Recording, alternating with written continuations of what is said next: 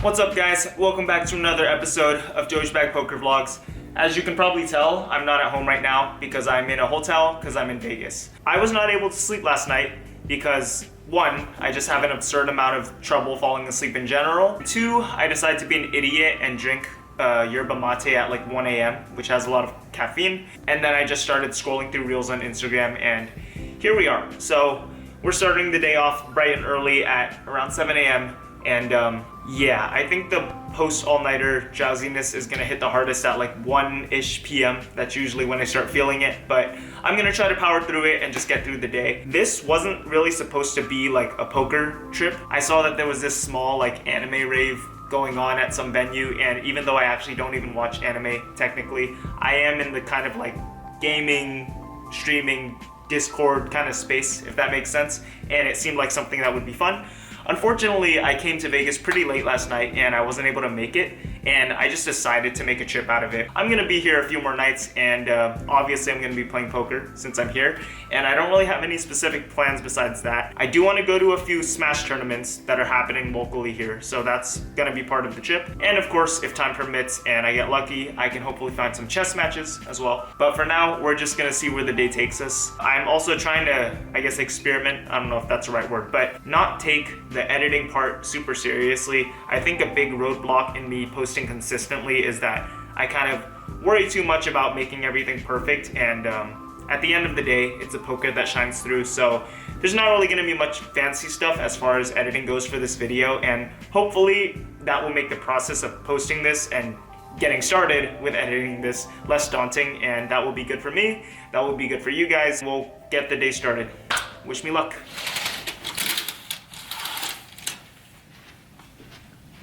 As much as I'd love to play at Aria, where the game is very good, they unfortunately don't allow vlogging at the moment, last time I checked. So I head over to my old favorite poker room in Vegas, the Wynn, where unfortunately the game is very tough at 2-5, but we'll make it work. Hopefully. Alright guys, we're here at the Wynn. It's just around 11 a.m. and I finished breakfast, so time to get a session in. Wish me luck. Very quickly, a new 2-5 game gets started. I sit down at seat 5 to give you guys the best view possible. I buy in for 1K, and unfortunately, it seemed like everyone else who was sitting down at the moment were also regs. They were buying in for big stacks, and they just looked like the type of people who knew what they were doing. You hate to see it. Very early on in the session, maybe just 5 to 10 minutes in, I pick up pocket 5s on the button. There's a min raise to 10 in under the gun, the hijack calls, I call to set mine, the small blind calls, and the big blind calls. So we are going 5 ways to a flop of 4-9 deuce with 2 hearts. We do not flop a set, but luckily everyone checks over to me in position. I check back, and the turn brings the 5 of diamonds. We make our set, and what's even better is that the small blind now decides to bet $25. The big blind and under the gun player fold, the hijack calls, and action's now on me. I'm absolutely raising here for value. I make it $130, and the small blind who initially bet very quickly flat calls. So I'm kind of curious what she has, because I feel like just 9x would definitely fold to a raise here, so we could be up against a really strong draw, perhaps a smaller set, maybe ace-3, but shouldn't really worry about that anyways. We should have the best hand here almost all the time. The hijack gets out of the way, we're going heads up to a river card, and it comes down the absolute worst card in the deck. It's the 3 of diamonds, completing the backdoor flush draw and putting 4 to a straight on the board. Any ace now makes a straight, and if my opponent happened to have maybe like 6-7 of hearts, that now makes a straight as well. The small blind now checks it over to me. I'm more than happy to take it to showdown here, and I just say I have a set, and my opponent turns over pocket 9s. Wow, not what I expected to see. Given how small the under the gun raise was, and with multiple callers behind, I think I would absolutely squeeze with 9s if I was in the small blind, so I didn't expect to see 9s. Even though I lost this hand, I'm definitely grateful that the river came an action killing card, because for a set over set hand, this pot was absolutely not as big as it should have been. We could have gotten it all in, potentially. And my opponent even says after the hand that she was potentially going to re-raise turn, and she asked me if I would have called. I said yeah, but let me know what you guys think, because if someone 3-bets on the turn, that is showing a ton of strength. You're basically saying you have pocket 9s or ace-3 here, and I don't know. There are some monsters out there who could definitely make some hero folds. About 2 hours pass by with not really any interesting hands happening. I eventually get dealt pocket 10s in the cutoff. The under the gun player raises to $15. I flat in late position once it folds to me, and so does the big blind. So we're going 3 ways to a flop of 5 deuce 9 with 2 clubs. Pretty safe flop for pocket 10s here. Both of my opponents check to me, and I want to deny equity and get value, so I make it $20 here. Only the player in the big blind calls. We're going to a turn card heads up, and it comes down the 7 of spades, making the board a little more wet and putting a second flush draw on the board. Hands like 8-6 get there, 9-7 makes 2 pair, but at least it's not an overcard. The big blind checks to me again, and I still think I can get value from some worse hands, but I do want to deny equity here, so I make it $75, betting pretty big here to get value from like 9x and put the pressure on. Not 100% sure what I think about this in hindsight. Let me know what you guys think, but eventually the big blind check raises to 225 here. I've noticed at the Wynn, I tend to get put in a lot of, I don't know, more difficult spots than other poker rooms, which is unfortunate because I often don't really know how to deal with it, and I think a lot of it comes down to whether you think your opponent is capable of putting the pressure on you and having bluffs in whatever situation you're in. But I think about it for a while, and I think my opponent could absolutely have hands like ace-3 or ace-4 of spades or clubs, maybe like a pair plus flush draw, pair plus straight draw type of hand. So I eventually do make the call with the intention to call on a blank river for the most part. The river comes down the deuce of spades, completing the backdoor flush and also pairing the board, which I think is kind of relevant because if my opponent did have maybe like 9-7 here or maybe even 7-5, then my hand now makes 2 pair and is beating his. I remember specifically thinking that I'm ready to call a bet of like, I don't know, 200 to 300 maybe, but my opponent is not going to make it easy for me. He puts me all in for 610 effective, a slight overbet here, and now I go into the tank because I did decide on the turn that I believe my opponent could have a lot of bluffs on the turn, and the river, although it does complete the backdoor flush draw, it doesn't really improve any of the bluffs I think my opponent's likely to have. So part of me wants to call here, and I also know that if my opponent did want to put the pressure on, this is totally a line he would take. And on the other hand, if he had value, I imagine it would make sense to target an overpair here, which is what I have, with a smaller bet of like, I don't know, 200 or so, but maybe that's just assuming too much. Eventually, I tanked for like 2 or 3 minutes, and it was kind of hard to get a read on this player. He had the vibe, I guess, of a recreational player, but I hadn't seen him show down a bluff, and ultimately, that's what my decision came down to, and I decided to just fold after tanking for like 2 minutes. I think out of all the hands I played in this session, I'm most curious about your guys' thoughts on this one, so let me know what you think. I thought it was kind of a tough spot, but maybe you guys have a different view of it. I'm down a bit at this point, and I decide to add on another 500 before getting dealt ace-queen offsuit on the button. The player under the gun limps. I make it 20 when action folds to me, and the player in the big blind 3-bets to $80. This guy was a pretty solid, very standard player. Hadn't seen him do anything crazy, and he just seemed to play pretty tight aggressive. The limper folds, and once action's on me, I decide to flat here with ace-queen. I think sometimes I can 4-bet, but no need to overcomplicate things. I'm more than happy to take it heads up with ace-queen offsuit against a big blind 3-bet. So we're going to a flop here, and it comes down pretty good. It's ace-3-10 rainbow, so we've got top pair, good kicker here. If my opponent has ace-king or something, so be it.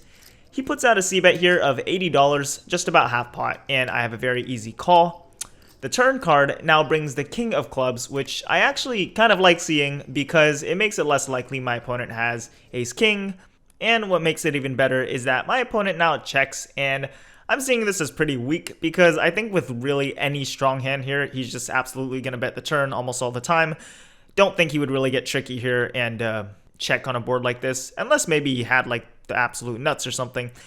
I decided to check back here, but looking back, I actually like betting small here, maybe something like $100, because I think a lot of the time, given my opponent's line, I'm going to see the weakness and want to try to just steal the pot when I don't have anything, although I did call on the flop, so I'm, often going to have something.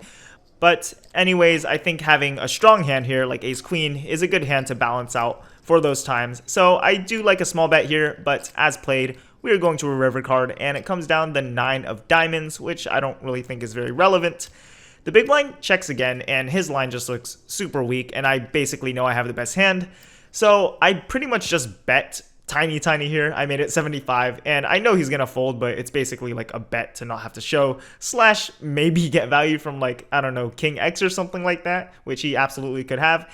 And he does in fact decide to fold. So we win a small one here. Nice to win a pot after those last few hands, although I am still down around 500. This next hand is one I think I played terribly. I would say this is the worst hand I played the entire trip. It's just very bad. I've got ace-6 of diamonds in under the gun, and normally I wouldn't be raising this in under the gun, but since we are playing pretty deep, I do want to be playing more suited aces than normal, so I decide to open to 20. The player in hijack, who is definitely a recreational player, calls, and so does the big blind. So we're going to a flop 3 ways, and it comes down 3-4 ace rainbow, no diamond. We've got top pair here with effectively no kicker. The big blind checks, and here's my first mistake. I put out a c-bet of 20 here. I don't think it's atrocious, but just given that my hand is kind of marginal here, I do prefer a check here, especially 3 ways, and to just try to get the showdown slash pot control. But as played, both of my opponents end up making the call. So we are still 3 ways to a turn card, and I should know at this point that one of my opponents is very likely to have just a strong ace here. And the turn card comes the 3 of spades, putting a second spade on the board and also pairing the board. The big blind checks to me again, and not learning my lesson from the flop, I decide to bet again into 2 players who are very likely to have me beat. I made it 65 here, and to be honest, I really don't know what I was thinking at this point. I think I was just continuing the line of, like, I'm going to have the strongest aces here, and I'm going to play it like that, but I'm just turning my, like, middling hand into a bluff. I don't need to do this. The hijack calls, and the big blind now decides to get out of the way. So we are going heads up to a river card, and I'm starting to regret my mistake at this point. The river card, though, comes a pretty good one, in my opinion. It is the king of spades. So we are now chopping with any ace that isn't, like ace 4 or, ace 3 for a boat. On top of that, I've mentioned before that I'm the type of person who likes to push people off of chops. And given the way I played it, I absolutely could have something like aces, ace king. So using that solely as my reason for what I'm about to do, I decide to bet $300 here, which is over the size of the pot. And I put myself in a really stupid situation because my opponent has around 620 left and insta-jams after I bet. I'm not going to sugarcoat it, guys. This is just an instant fold. My opponent could absolutely just have like some stupid deuce 5 here or like a boat, pocket 4s, like anything that just like beats me. And what's even worse is that I didn't even notice the backdoor flush coming in because I just tunnel vision sometimes, as you guys very well know. I'm ashamed to admit that I did not insta-fold, and I actually counted it out to make sure, and in my head I was debating to myself whether this player, since he seemed very recreational, whether he overvalues, like ace X, which is so stupid to say in hindsight, or also tries to fold me off of a chop, which is also very stupid because I don't think this player would ever go for something like that. And oh my god, guys, I ultimately make the call, which is so bad. My opponent turns over queen 5 of spades for a backdoor flush, and that is when I realized that I didn't even see the backdoor flush. And I just feel super stupid at this point because I played every street of this hand badly, like literally every single part. And what's even worse is that my opponent's raise on the river is like so bad. Like he never gets called by worse, but he did get called by worse because I'm just worse.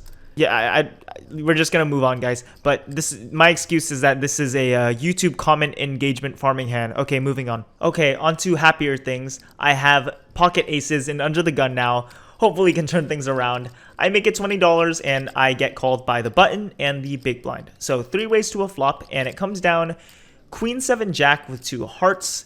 The big blind checks. I put out a bet of $45, and I only get called by the player on the button, who was a very standard, seemingly good player. The turn card brings the King of Diamonds. Not really what I like to see. We pick up a gut shot that we do not need, and now it is very likely my opponent could have, I don't know, 2 pair, maybe even ace 10, you know, some kind of semi-bluffing hand that could put a lot of pressure on me. So I decide to check here, try to pot control and not put myself in a stupid spot, and my opponent checks back. The river card is the 4 of spades, and given my opponent's action, I'm feeling a lot more comfortable with my hand here, and I definitely do want to go for value against, you know, some kind of top pair. I bet small here, making it $50 with the intention to fold to a raise. I think I can get value from, like, I don't know, king 10 here, but it doesn't even matter because my opponent just thinks for a bit and then ends up making the fold.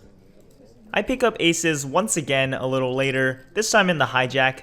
Action folds to me, and I open to 20 once again, and again, I get called by the button and the big blind. The flop comes down 7-4-10 rainbow. The big blind checks. I make it $20 this time. The button folds, and the player in the big blind calls. He is the same player from the last hand, who I said was standard and solid. The turn card now brings the 6 of diamonds, putting a second heart on the board, and also completing draws like 8-5 or 9-8. So not the best card here, and once the big blind checks to me, I think I definitely should be checking back, and I even thought to myself at the time that if I bet here, getting raised would put me in a really shitty spot. So I decide to bet 75 here.